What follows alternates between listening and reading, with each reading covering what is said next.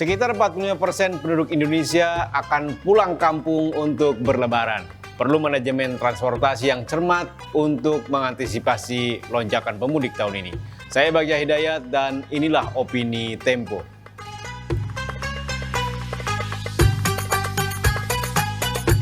Mudik dan kemacetan lalu lintas merupakan sebab akibat yang terjadi saban tahun.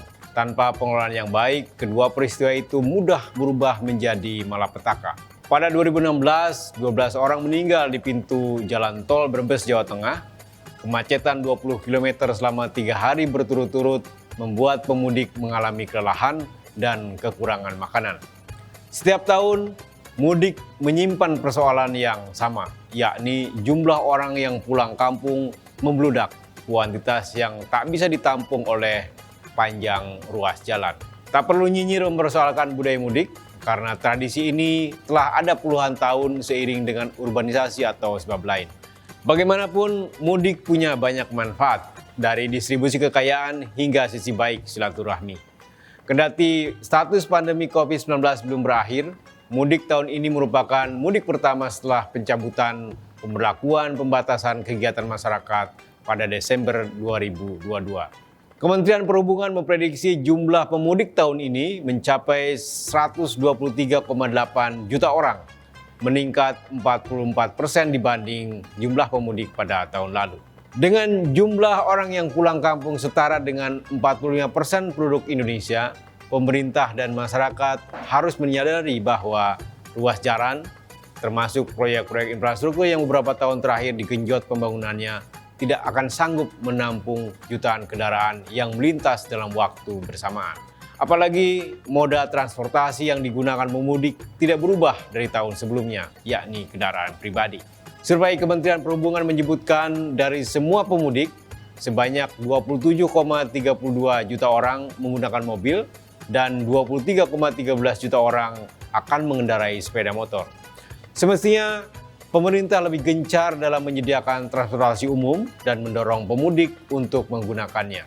Salah satu caranya adalah membuka rute-rute baru, moda transportasi laut atau darat yang memungkinkan penduduk dan pemudik membawa kendaraan bermotor.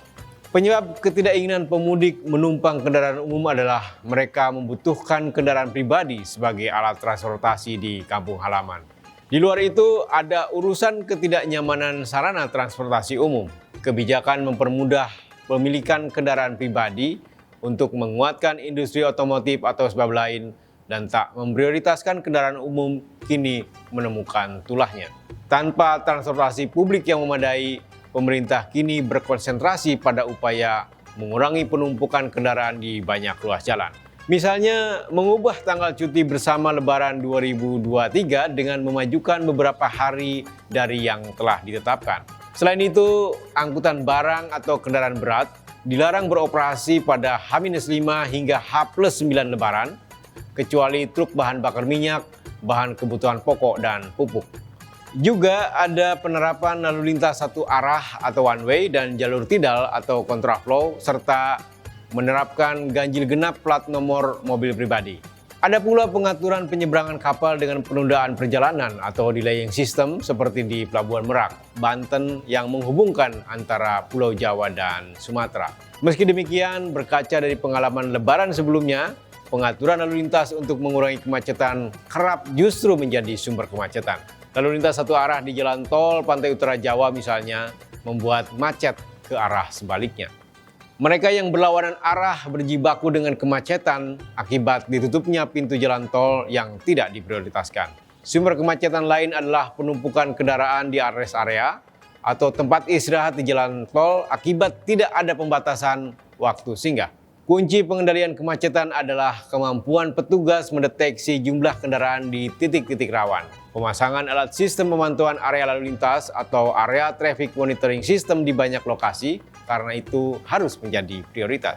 Dengan alat ini, area kemacetan cepat diketahui dan penyelesaian bisa segera dilakukan.